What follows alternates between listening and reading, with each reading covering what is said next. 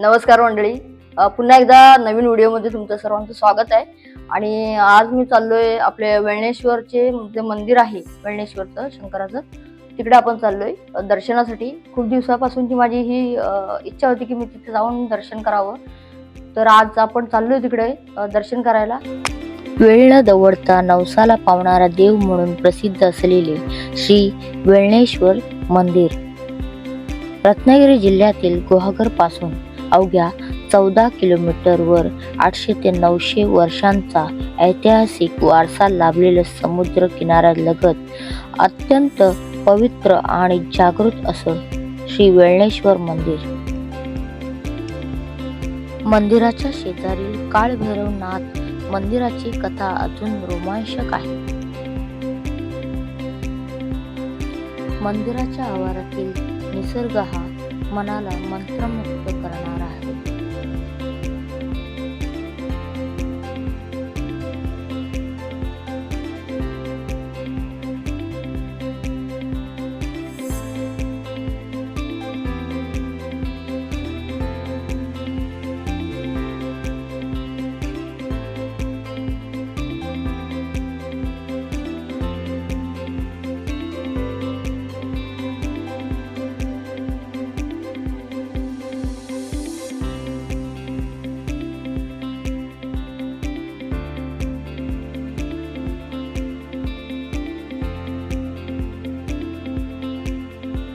समुद्राच्या अथांग गर्जनेत, नाळांच्या सळसळीत आणि भक्तीच्या शांत स्पंदनात दडलेलं एक अद्भुत रहस्य.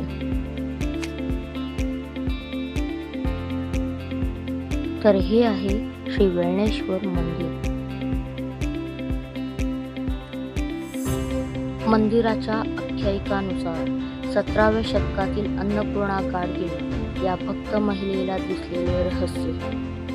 एक गाय रोज एका ठिकाणी जाऊन पान्हा सोडते आणि शोध घेतल्यावर सापडतो एक स्वयंभू दिव्य शिवलिंग.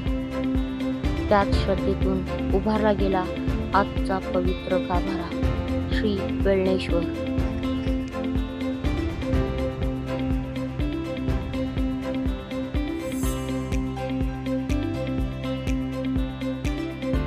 कोळ्याच्या जाळ्यात अडकणारा एक गूढ दगड पुन्हा पुन्हा समुद्रात टाकूनही परत येईल. मग एके दिवशी त्या दगडातून रक्त वाहू लागले. तोच दगड आजचा ग्रामदैवत श्री काळभैरव आहे.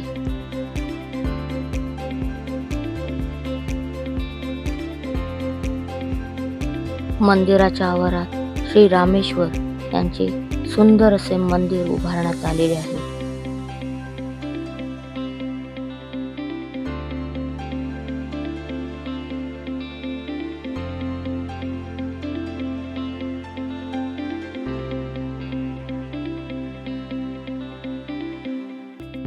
त्यालगतच बाजूला श्रीदेव महाविष्णू यांचे मंदिर पाहायला भेटते. मंदिरात प्रवेश करताच शांतता आणि मंत्रमुग्ध करणारी ऊर्जा अनुभवायला मिळते.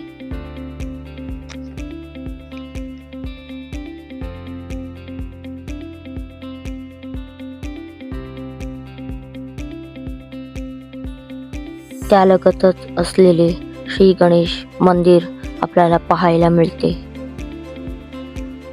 अशाच श्री गणपती आणि गोपाळकृष्ण, रामेश्वर, काळभैरव अशा 5 दैवतांची सानिध्यपूर्ण उपस्थिती आहे.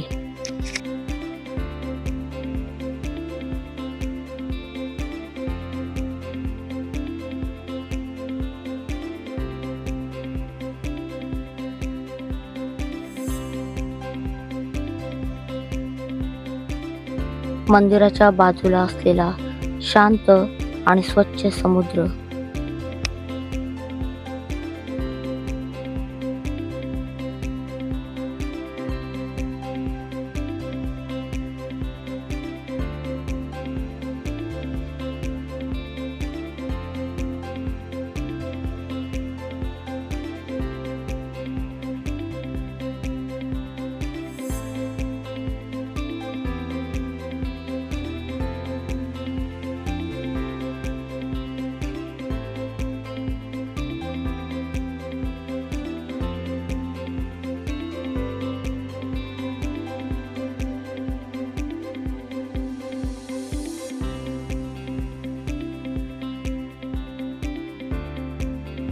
मंदिराशिवाय वेळणेश्वर प्रसिद्ध आहे ते येथील समुद्रात असणाऱ्या प्राचीन दगडी भिंतींमुळे.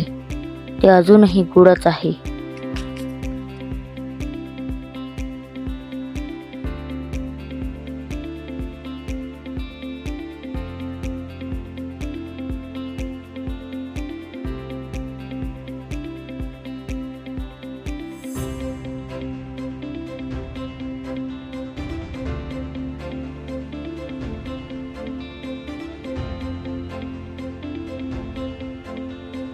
जर तुम्हाला हे दिव्य, शांत आणि मंत्रमुक्त करणारी ऊर्जा अनुभवायची असेल तर वेळणेश्वरला नक्की भेट द्या.